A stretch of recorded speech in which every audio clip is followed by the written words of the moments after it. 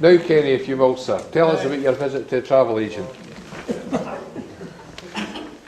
Well, this is the time of year when you're all thinking, going on holidays if you've not been already. I've been, I just came back yesterday. With Spain, look, I'm pure white. Anyway, here's a visit to the travel agent. I'm browsing through a travel log. A voice in my ear gives me a job. Ask me anything you want to know. There's lots of places you can go. Me? I've never been away before, especially to a foreign shore. He rubs his hands and gives a smile. Have you a moment, sir? Just a wee while. Here, sir. Please sit down on the chair. I assume, sir, you want to go by air. Is there any particular place you fancy going? Oh aye, anywhere where it's no snowing. Well, that gives me somewhere to start. In Europe, any particular part? I don't know and I don't care. As I said, just anywhere. To get away from this awful weather, the wife and I get along together. Do you fancy going far? Australia, Gambia or Zanzibar? Well, it all depends on the place. All I want is somewhere nice. I'm starting to dry. If I go on the light a second, my throat goes a wee bit dry. Do you want to stay in a hotel, or will you cater for yourself? To stay in a hotel would be nice, but I'll rely on you for advice. If you make up your mind, sir, where to go, the price of some places I can show. Right, laddie, mind somewhere cheap. The price must be right, no over steep. How about Malta, Greece or Corfu? One of these places might suit you. Or how about the south of France or Spain where you can flamenco dance?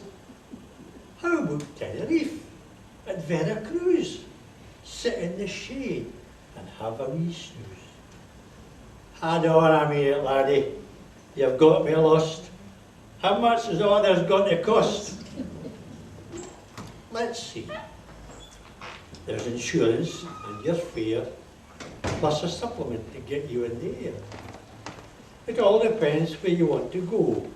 Staying in a hotel will cost you more dough. Self-catering and B&Bs are very cheap if you just want somewhere to sleep. When you work it out, there is a difference. It's up to you, sir, it's your preference. 2 hours later, I'm still in the chair, and so far we've got nowhere. By the now, the laddie is getting a bit roused, as through all the brochures we have browsed. My mind and body are beginning to sag, and I'm starting to lose my rag. But you're not telling me the actual cost. With all your blathering, you've got me lost. What I want is the total sum. He looks at me as if I'm dumb. Well, sir, through grinding teeth he says, a holiday for two for 40 days. He stopped, and at me frowns, will cost you £2,000. The total cost we had reached at last. I sat back on my seat, I was aghast. Nah, laddie, that's far out, dear. Just how much for me, I fear. I rose stiffly from my chair. He's looking sad, but I don't care. I said to him as we shook hands, I'll just hear a week at Seaton Sands. If looks could kill, I surely would, and dropped down dead where I stood. But there was no other way that I could have that dear holiday. P.S. That laddie in that place thought he had a fool, with slick talk and smiles and all that bull. We always talk about Asia, Europe and the West Indies.